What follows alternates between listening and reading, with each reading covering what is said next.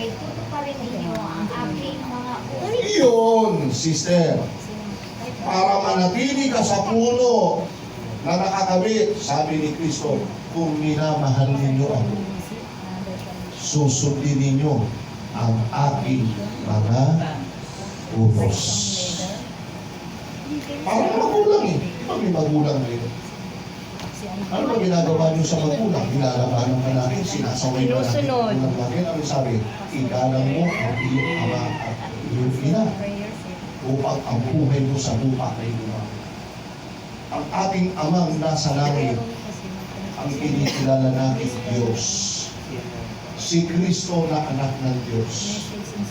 Kaya para tayo manatili sa Diyos, manatili ka kay Kristo, manatili ka sa puno na nagbibigay ng buhay, para tayo lumago, sabi ni Kristo, if you love me, keep my commandments. And that is the true life of Christian.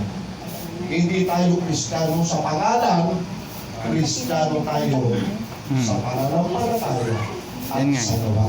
Alright? So, Brother Ivan, Wala ko, nangangarap lang ako. Palo talaga mukha sa kalimut. Yan yung